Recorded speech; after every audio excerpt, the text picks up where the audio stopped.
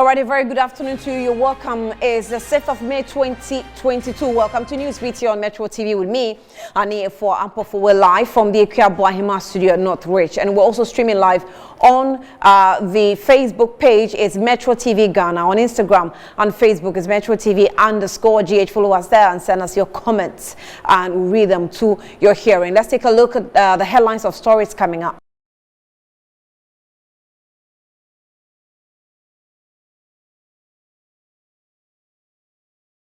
Court Judge Justice said Dennis Ajay is urging the judiciary to broadcast important constitutional, criminal and human rights cases in the country, and live as it's going on, live as we're boosting democracy and prompting public trust in the judiciary activities. Now, as the University of Development Studies plans to roll out an initiative to absorb Ghanaian students for Ukraine, from Ukraine, we'll speak with them on what they make of this kind gesture, and we'll also find out if what has government done so far. Also, 5 persons are arrested and heavy-duty equipment confiscated in an operation to clamp down on sand-winning activities at Wejagbawe in the Greater Accra region. We'll bring you details of that as well in the bulletin.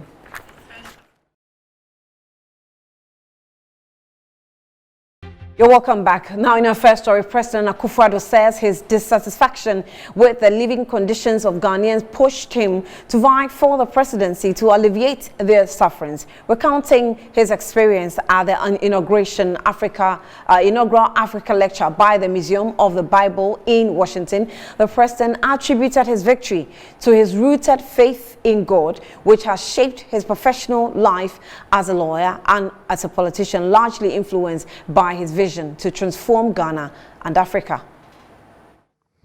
The story of my struggles to become president of my country are well known. My experiences have been a testimony, in my view, of God's love and a vindication of the words of our Lord and Savior Jesus Christ. It took 3 tries between 2008 and 2016 for me to get elected, by which time the popular catchphrases of a Kufuor cannot be president. God does not want a Kufuor to be president. A Kufuor is short and does not have the stature to be president. Had become so prevalent, you had to be firmly rooted in your faith to have had the courage to persist.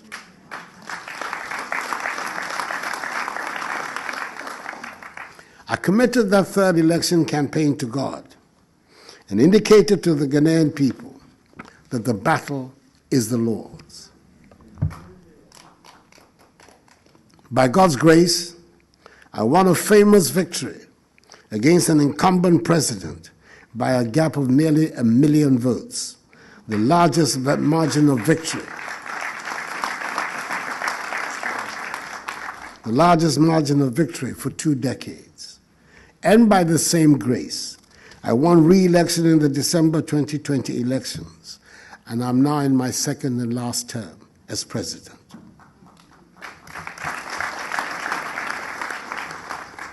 If the practice of law is a minefield for a Christian, it is double jeopardy for a Christian politician, and even more so for a Christian president.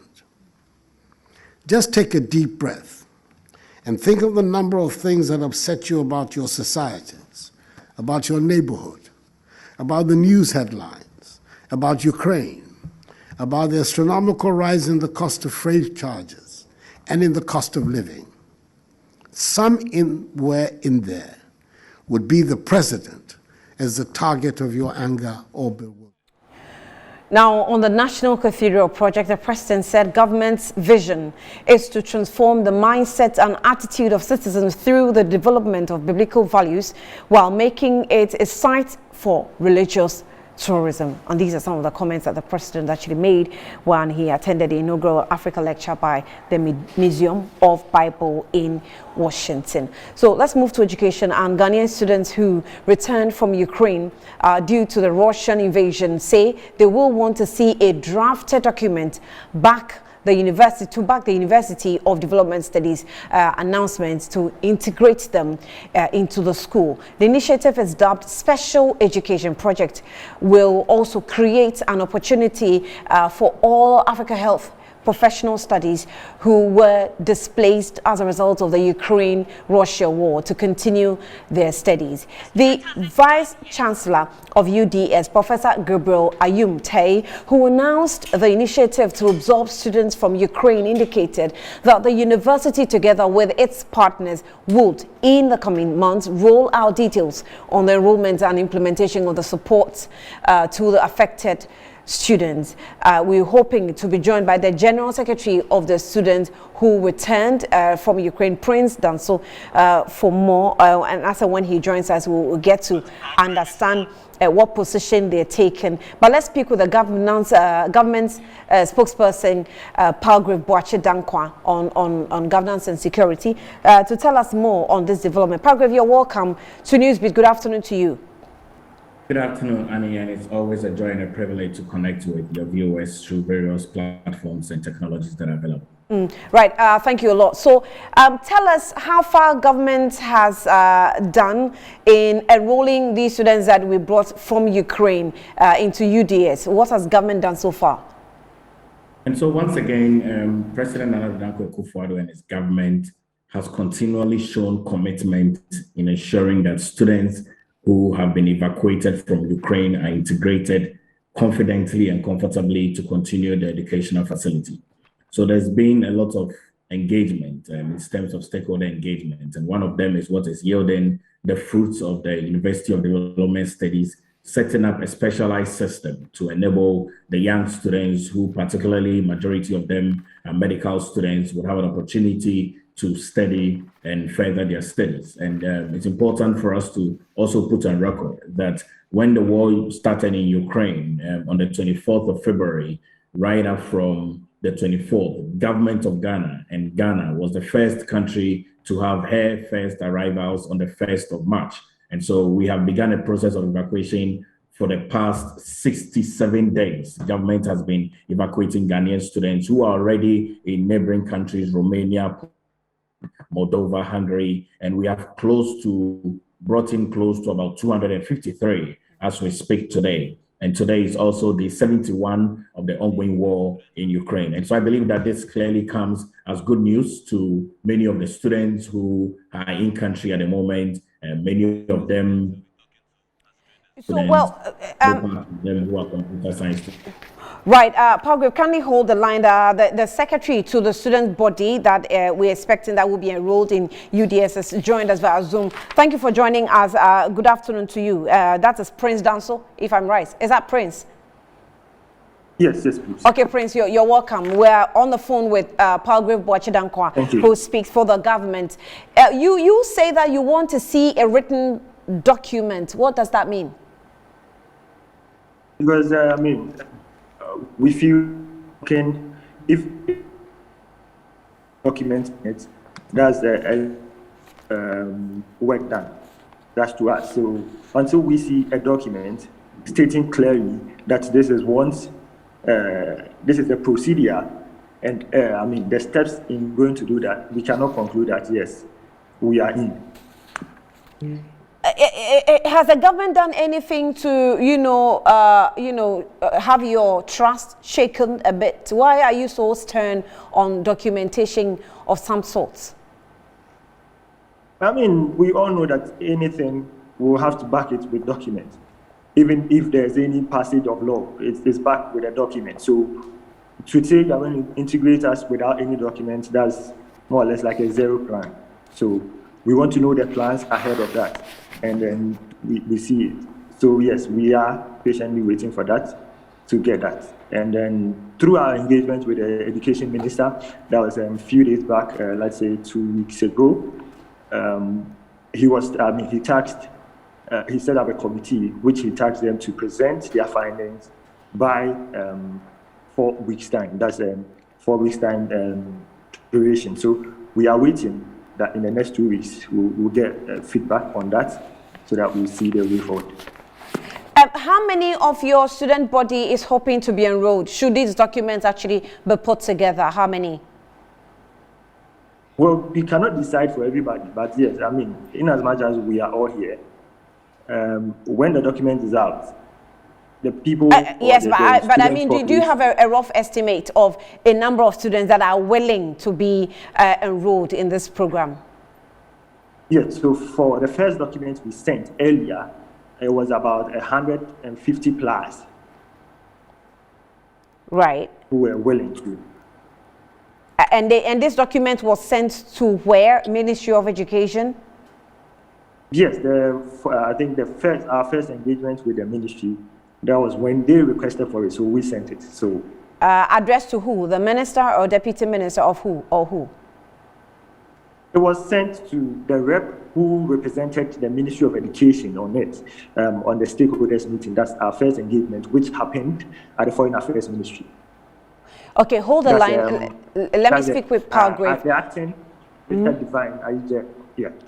Okay. Palgrave, can you tell us if you know how far documentation of some nature has gone?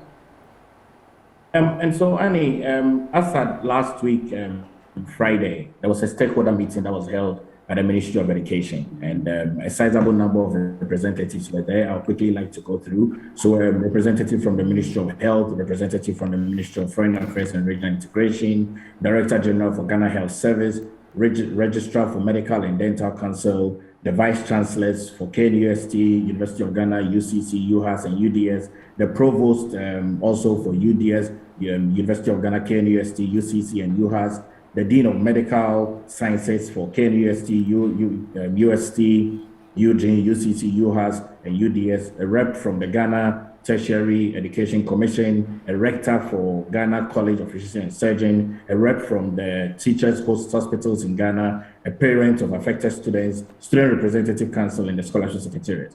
Now, this meeting was held at the Ministry of Education, and rightly so, the persons that represented have given a report back to government. And clearly, I believe that this is also follow-up to the University of the 36 to do in terms of setting up the special education projects. And I believe that rather than the student leaders requesting further on for documentation, I believe that this reportage is a clear confirmation that government is continually seeking the interest of the Ghanaian students who have come in country. And the position of the Ukrainian leadership, it's important that they continually work with government as they have over the processes of evacuation. And I believe that if they follow the entire procedures that are being put in place in terms of government's efforts that is putting in place, they would find themselves enrolled amicably within the educational sector in the country. Right. Regardless, these stakeholder meetings is necessary. That I think that the process is a little cumbersome considering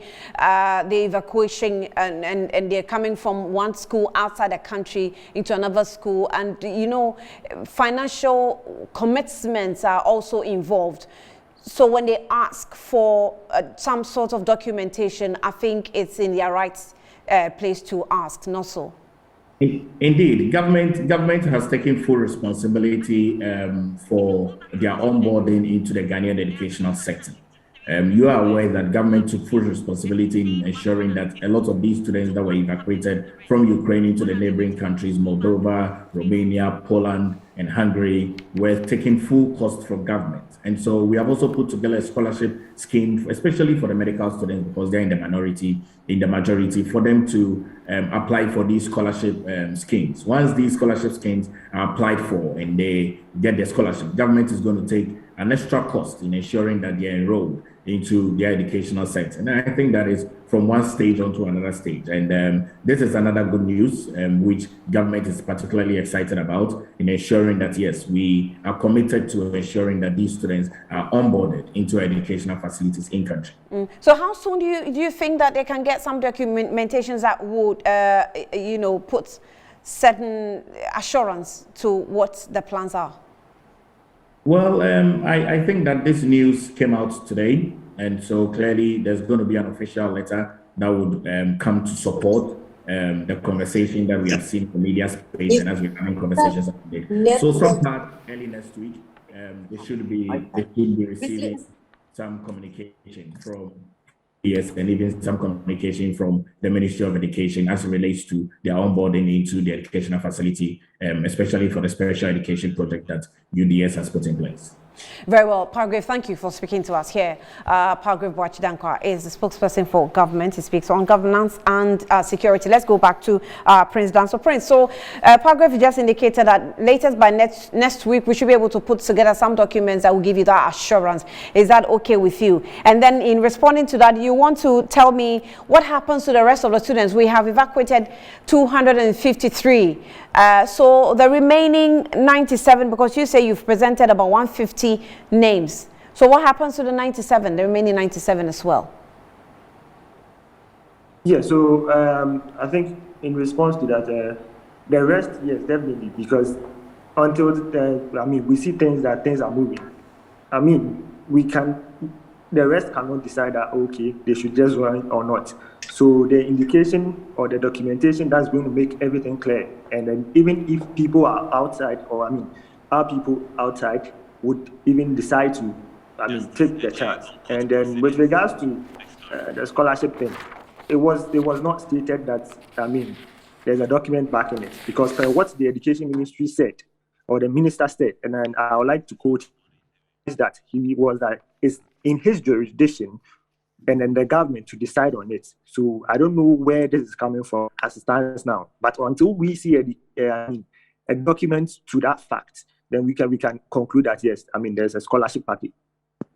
Prince Danso, we'll leave it here. Thank you. We'll be following up with you on government's preparation towards this program to, enroll you in UDS. But Prince Danso is actually the General Secretary for the students who returned from Ukraine. Let's see how government will go, or how far government will go with that arrangement. Now, the appeals court judge, Justice Dennis Dominic Ajay, say the broadcasting of important constitutional, criminal, and human rights cases in the country will strengthen democracy and promote public trust in the judiciary activities. Now, he spoke at the lecture on the parameters of the right to information and its impact on Ghana. The Right to Information Act, Act 989, was passed in 2019 by the Parliament of Ghana and assented to by the President same year to give constitutional right to access to information. During a lecture on the parameters of right to information and its impact on Ghana, Justice Dennis Dominic Ajay advocated that journalists should be given unfettered access to televised live proceedings from court. He said that this will decrease the amount of forced reportage of court proceedings and promote public interest in the rule of law. It is recommended that the Judicial Service of Ghana must be funded to broadcast live all important constitutional, criminal, and human rights cases. Journalists should be given unfettered access to televised live proceedings from courts. This will ensure that the information is disseminated without any distraction to the court process. This will promote the free flow of information and dissolve the myth about the courts and their proceedings, which are owned by the public, who appointed judges and magistrates as their trustees, unless it will not be in the interest of public morality, public safety, public order, or otherwise stated by a court as provided by Article 126, Clause 3 of the Constitution. The Speaker cited Article 14, Clause 1 of the International Covenant on Civil and Political Rights as the best practice to follow, as it encourages hearing of cases in public unless the court excludes the press from the trial for reasons of morals, public order, national security, or the private lives of parties. International best practices. Article 14(1) of the International Covenant on Civil and Political Rights, ICCPR, provides for hearing of cases in public unless the court excludes the press from the trial or part of the trial for reasons of morals, public order, national security, or the private lives of the parties. But criminal judgment shall be delivered in public, except where a juvenile has interest in the matter, or the proceedings involve matrimonial disputes. Justice Dennis Dominic Ajay then cautioned journalists who cover court proceedings to do so with caution, so they are not charged with contempt of court. The settled position is that truth is not a defense in criminal contempt. Unlike in defamation, where the defense of justification, if proved, is a valid defense. I wish to state that in Ghana, contempt of court is found in Article 19 of the Constitution of Ghana 1982, which is an entrenched provision. Since Article 19 is entrenched and cannot be easily amended, journalists and court users must be circumspect in their utterances to avoid being cited for contempt. Meanwhile, the appeals court judge, Justice Sir Dennis Dominic Ajay, has also called for an amendment of the provision which requires a person seeking information under the Right to Information Act to pay some monies. According to him, this does not order well for the country's democracy, hence should be reviewed. Challenges with the RTI law. The fees to be paid by an applicant who applies to access information for public consumption is unreasonable, and the provision of payment of fees should be repealed. A person who legitimately requires information but cannot pay for the prescribed fee will be denied of his fundamental right to obtain information. In this democratic regime, information should not be sold by the public to a person who requires it for educational or other purposes. The effective functioning of the judiciary and journalism are both essential to democracies. However, their roles are different and may come into conflict. Journalists, including broadcast journalists, editorial journalists, and television journalists, inform and educate the people on matters of public, economic, political, social, and cultural interest through print, electronic media, and photography. The courts, on the other hand, resolve disputes and legalities in accordance with law. The courts concern themselves with issues of legality, relevance, and admissibility of information, but the journalists are not strictly bound by such consideration. Now let's you speak with Justice Abdullah on these reviews that this lawyer is asking us to do as a country. Justice, thank you for your time and good afternoon. Welcome to Newsbeat. So what do you make of some of the calls made by Justice Ajay? First of all, on the constitutional proceedings of the courts, making some of these things public just so the trust that has eroded in our justices and judges can be recovered. What do you make of it? I think it's a positive call. Interestingly, it's been a call that I have been advocating for on behalf of an organization that I belong to, One Ghana Movement. We've been engaging the judiciary on opening up the courts to the media, and we've been pushing this agenda for quite some time, and we are hoping for a positive feedback on that. However, having said that, we should recognize that we cannot have an all open door policy for the media in the courtroom because of the peculiar circumstances sometimes that we find ourselves in, i.e.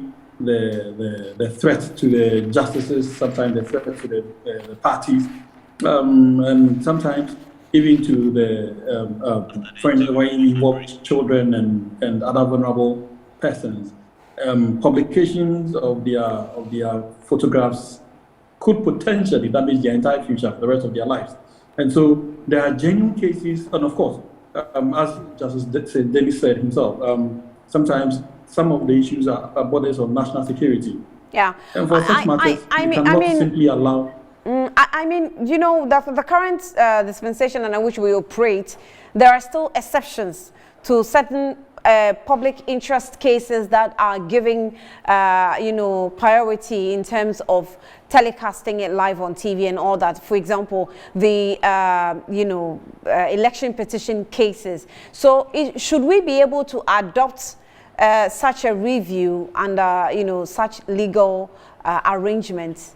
There will still be some exceptions which we accept. Absolutely. So that's the point I was coming to, that there would always be some circumstances under which the media can simply not be allowed. Right. However, there are, of course, several other instances where it is just right. And some of those that I have been advocating for instance, includes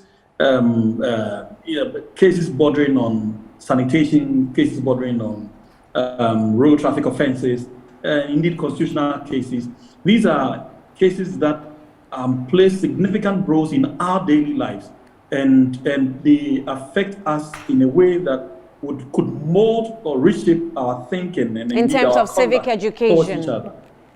And of course, and the education part of it. And so for such cases, if you allow the media to have complete access to the courtroom, complete, not the kind of access that we have today, where the media is simply allowed to record the proceedings, but cannot have an audio or even a video recording.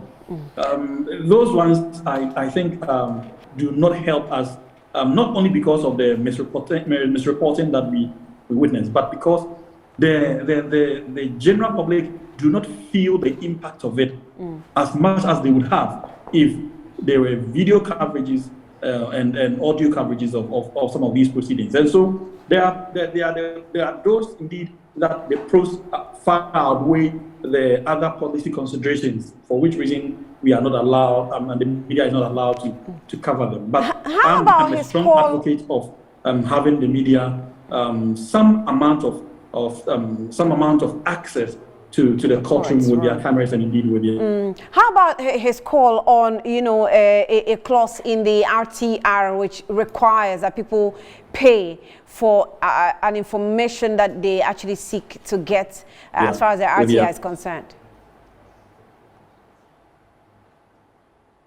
Hello, Justice. Okay, so we're trying to speak with Justice Abdullah to pick his thoughts on some of these suggestions that's been given by Justice Dennis Dominic Ajay on review of part of the constitutions, the constitution that we're actually operating with. Remember, the constitution is 30 years. There are suggestions to actually review the whole constitution. There are people who think that it's not a holistic approach that we have to apply. You're still watching Newsbeat here on Metro TV. We'll take a breather. We'll be back shortly.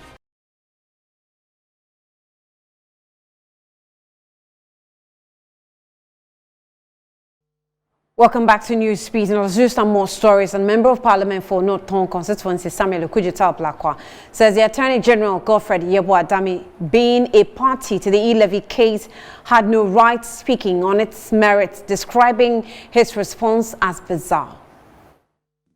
This matter is pending. We're nowhere near the conclusion of this matter. And the Attorney General is running everybody down. He says the Honorable Haruna Idrisu, Honorable Mahama Ayariga, and myself, we have gone to court with propaganda. I mean, can you believe that? We've gone to court with propaganda, with conjecture. I mean, the matter is yet to be heard. You are the leader of the bar.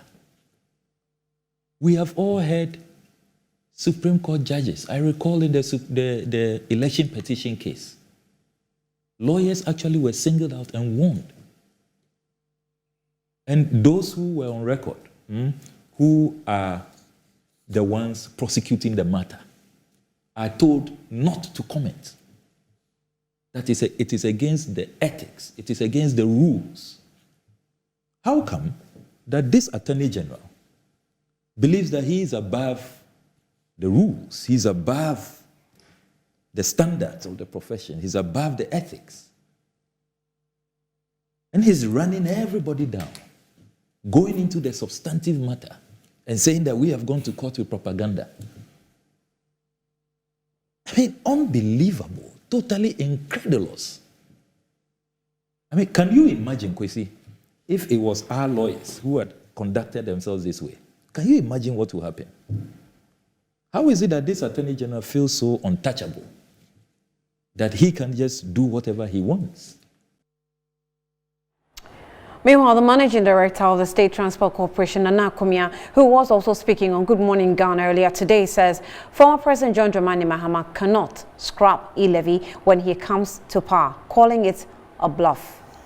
If everything goes well, by 2024-2025, the state of Ghana should be getting about 10 billion a year from e-levy. President Mahama comes in January 2025, in the highly unlikely event, but assuming he's there, his dreams come true when it comes. A tax handle that would provide 10 billion cedis a year. President Mahama says he can do away with it. The man couldn't find money to pay nurses' allowances when he was president. He couldn't find money to pay nurses' allowances. and other allowances, teacher training allowances, and so on. We didn't pay medical doctors until they went to the comptroller to pick it. You remember? You covered it. How is such a man going to be able to find 10 billion cedis in 2025 without a levy? Has he shown you the record of finding money to deal with national issues? Has he shown you the record in all the years that he was in office? Now, let's look at what he's saying in terms, and then look at his own track record. This is not the first time President Mahama is making some statement like this. Unfortunately, President Mahama seems to speak from both sides of his mouth.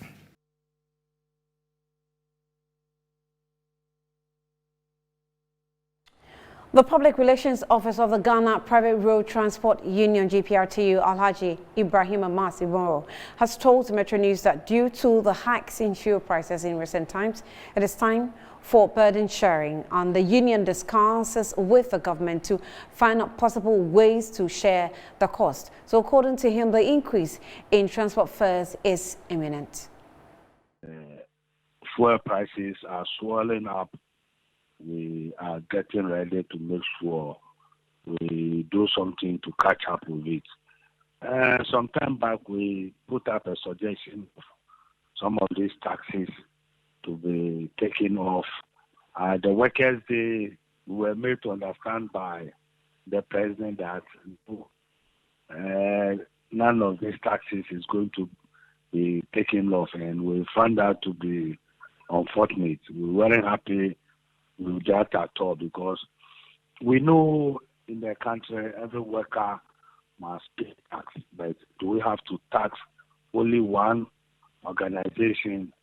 If the answer is no, then that is where the unfortunate situation is coming from, because we are aware many people are working in different organizations without paying taxes. We paid about 11 to 12 taxes, margins and levies on fuel. Alongside, we've been paying taxes on the vehicles we use as well. So if we are the only people to pay more taxes than any other people, we have the right to complain as well. We never said taxes should not be taken from us, but the net should be widened so that other people could also pay some of these taxes, so that we all move the nation forward. In any case, we've seen that the government has very little to do in reducing the fuel prices. So we are now ready to make sure burden sharing takes place. When the prices climb, we will also be chasing the prices with new lorry fares. So this is the long and short of the existing story. Ibrahim spoke with us on News 9 yesterday, and we're hoping to speak with him today on Good Afternoon Ghana for more details on the percentage of increase we should be expecting. Now, lead Jospon Group of Companies has launched a Jospon Employee Month of the Year 2022. The program, which was held at the head of office of the Jospon Group of Companies at Ashaliboche, seeks to appreciate and reward employees on all platforms within the group. The program, dubbed Sustaining Business Gains Through Employee Engagement, was launched at the head office of the Jospon Group of Companies at Ashaliboche to mark a series of programs to be held on various platforms to appreciate all employees. The CEO of Sanitation and Environment of the Jospon Group of Companies, Florence Labi, said Jospon Employee Month program is to motivate workers of the various subsidiaries of the Jospon Group of Companies. She further added that series of health screening on mental well-being and fitness would be organized for all workers. This is to make every employee aware of the fact that they are special, they are heroes, and they are the most valued of all the resources. We value them, and so we set this month aside to do things to motivate them. More of engagement, and there are some staff who have issues that are difficult to handle. Sometimes they may even not know where to take them. But most executives are going to come down to the lowest level, to drivers, to janitors, even sometimes to serve them breakfast, just to show our love and to create an enabling environment for them to thrive and to work freely without any stress. Some workers from various subsidiaries under the Jospon group of companies who attended the launch shared their excitement over the award. 1st May is celebrated as World Labour Day, and so for us we decided to take it beyond the 1st May and to make the entire month Employee Engagement Day. Why? Because we believe that our employees are the reason we are where we are today.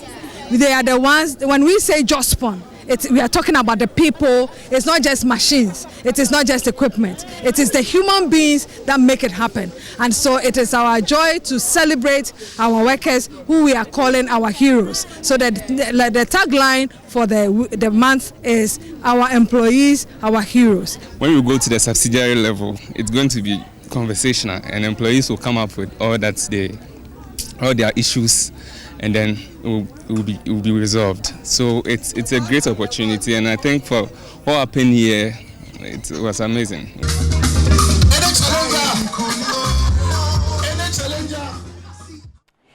Now, 5 persons have been arrested by police at the Gonse in the Wejagbawe municipality of the Greater Accra region for engaging in illegal sand winning activities. There's more in the following reports. The Weja and English Amanfum enclaves have gained notoriety in illegal sand-winning activities causing severe problems, including loss of lives. Authorities say the activities in the area pose danger to nearby residents, hence the need to clamp down on the sand winners. A night police operation on Thursday, May 5, 2022 saw the arrest of 5 persons in the act of sand winning at Gonse in the Wejagbawe municipality of the Greater Accra region. 2 heavy-duty equipment used in the act were seized. MC for the area, Patrick Kufuor, says considering the negative impact on the environment and the potential dangers as a result of the activities, the Assembly will not hesitate in taking swift action. We've really laid ambush to make sure we get it. That is what we've happened this evening. We cannot sit down for our people to be destroying the natural or the nature that we have in this municipality. Look at what has happened here. They've totally destroyed what we have here. Patrick Kufuor also added that the Assembly would not countenance such activities in the municipality and caution those engaging in similar activities elsewhere to advise themselves before authorities get to them. Government is doing everything possible to make sure we have a safe environment for everybody to operate. But we have some few people who will want to destroy the country, and we will not allow them. I'm using this opportunity to warn my constituents. For me as a municipal chief executive, I will not sit down for anybody to take the laws into their hands in this municipality. When it gets to the Assembly's attention, we'll make sure we act, and we'll act accordingly.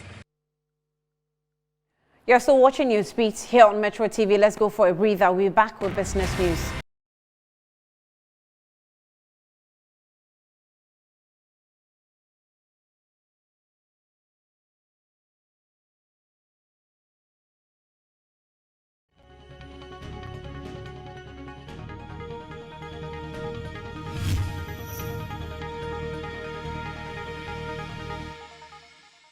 Back to Newsbeat Live on Metro TV. My name is Winston Taki, and now to our first business story.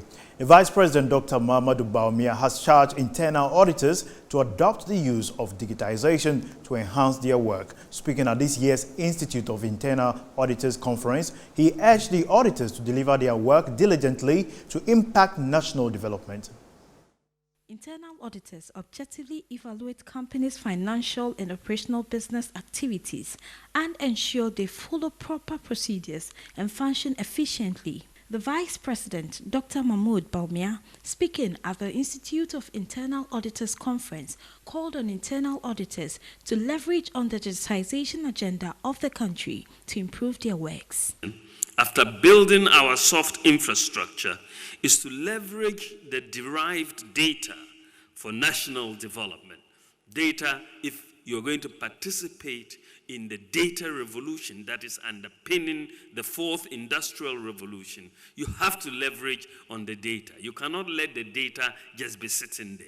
He therefore cautioned them to manage data available to them for positive benefits. We are also aware of the enormous power that data gives to whoever manages the data and the potential for abuse, conflicts of interest, and discrimination. Data, as they say, is the new oil, and as such must be managed for the benefit and protection of all data subjects. Chairman of the Public Accounts Committee, James Cletus Avechi, said institutions who breach procurement laws will not be spared. We have started with procurement breaches. If you breach procurement law, we don't have power to punish you as prescribed by the law. We refer you to the attorney. Representing the Auditor General at the conference was Emmanuel Ajen, who encouraged auditors to collaborate in order to fully maximize benefits for the digitization agenda. Now, diesel is a critical fuel for industry, shipping and agriculture.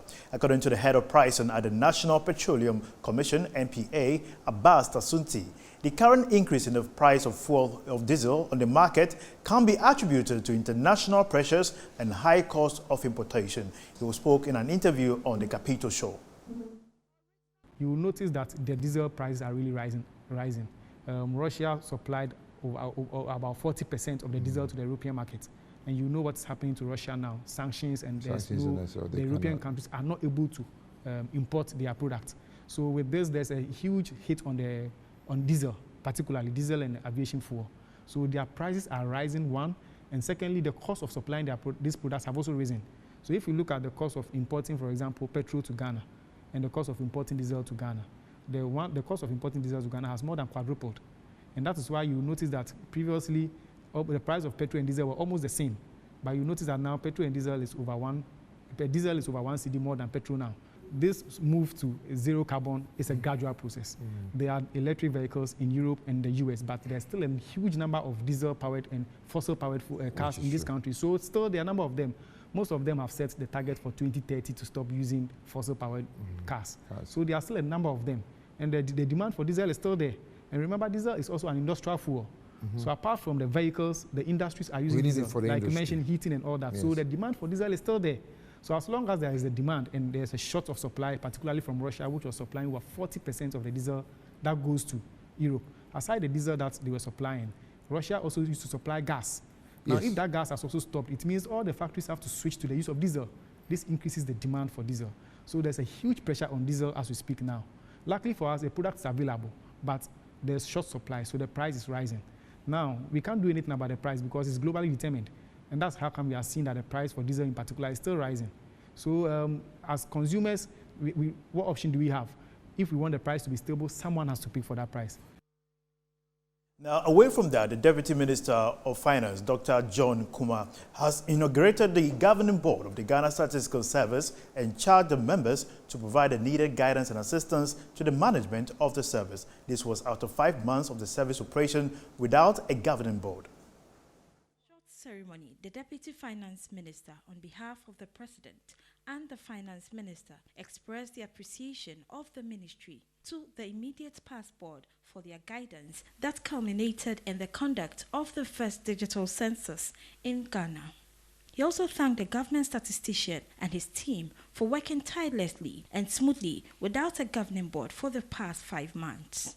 The inaugural ceremony was conducted in accordance with Section 5, Clause 2 of the Statistical Service Act 2019, Act 1003, which mandates the President of the Republic, in consultation with the Council of State, to appoint members to serve on the governing board of GSS. The board consists of Dr. Grace Bediakon, Professor Samuel Kobna Inim, Ashokai Akron, Dr. Evans Agredakon, Dr. Josephine Jahine Kwashi, Philip Bredu Otu, and Professor Robert Dakun Osei. Responding on behalf of the board, Dr. Grace Bediakon remarked that they deemed it an honor called upon to serve the country as board members and indicated their readiness to deliver as expected of them. That's all for business here on Newsbeat. My name is Winston Taki. Annie is standing by for the rest of the bulletin. Annie? Yeah, Winston, thank you so much for that. Now let's do some sports.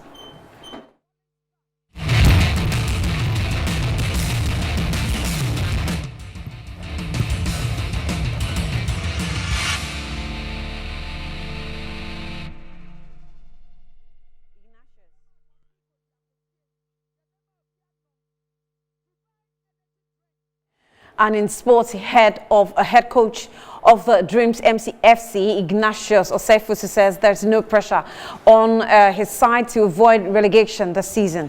So Dreams FC suffered a 3-1 defeat against Hearts of Oak at the Accra Sports Stadium on May 1, dropping them to the 13th position with 32 points after 27 games, with just 3 points above the relegation zone.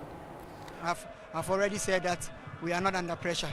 We are Dreams. And in God we trust. We believe in ourselves. We keep on believing. For pressure. We don't look at the league table. We believe that when we win our next game, we come out of the relegation fight. So it's about taking it game after game, and we'll be fine. Yeah, next game is a big one, isn't it? You play at home the next time. Something needs to change and something needs to get better. As you said, it's training that has to be done, but it's a must-win game for you. Yeah, we admit that it's must-win. And we are going to win. We promise our fans we will definitely win. The only thing is that we have to have belief in ourselves, have belief in... Desi, the star boy, is in the house with entertainment news. Desmond, you're welcome. Good afternoon. Thank you very much, Annie. It's time for entertainment news.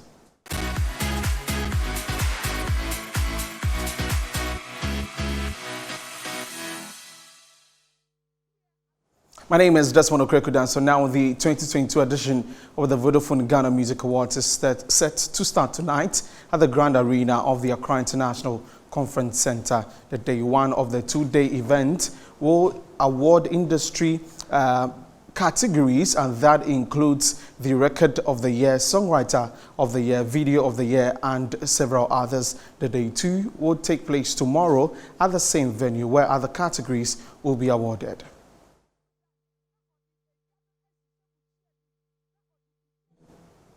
Now to some other stories. And multiple award-winning Ghanaian musician Adam has stated that although he has been able to break through the Ghanaian music space with the Air language, it remains a huge challenge for a lot of musicians from the Volta region. He spoke on Entertainment Review. Language barrier problem hasn't been something that has been resolved because I came out, and I'll tell you why. If it was resolved, a lot of people would have come after me back to back. Yeah. So the challenges are still there.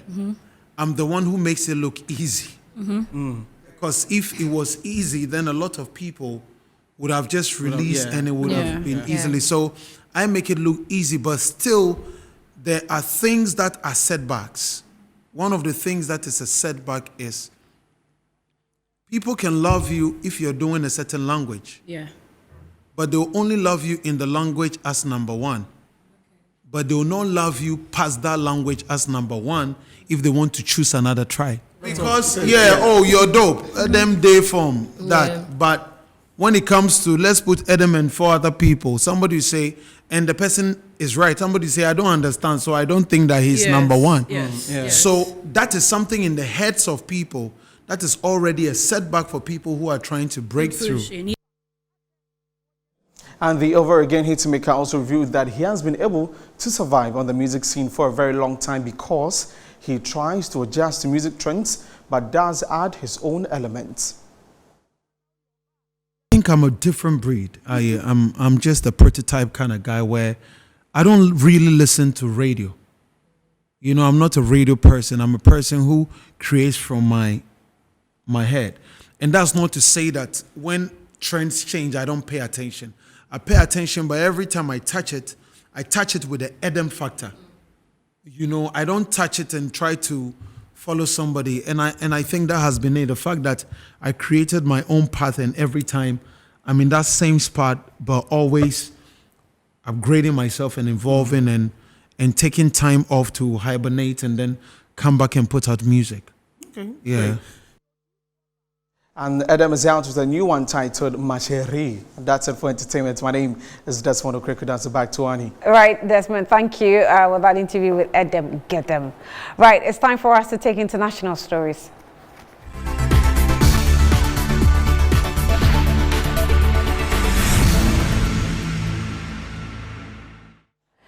Now, the official death toll from the first 2 years of the coronavirus pandemic is about 5.4 million. But according to new World Health Organization reports, the actual number is around 3 times higher than that. Now, the UN body said on Thursday there were 14.9 million excess deaths associated with COVID-19 by end of 2021. Excess deaths are the number of deaths that occurred beyond the number expected in non-pandemic years. One reason for the jump is that they were missed in countries without adequate reporting. So even in pre-pandemic, around 6 and in 10 deaths around the world were not registered. WHO added to this information. And that's all we have for you by way of News Beat. We came to you live from the Akua Bohima studio at Northridge. We're back at 2 with Good Afternoon Ghana, 4 with News Flash, and at 7 with News Night. Thanks for watching. My name is Annie Efua Ampofo.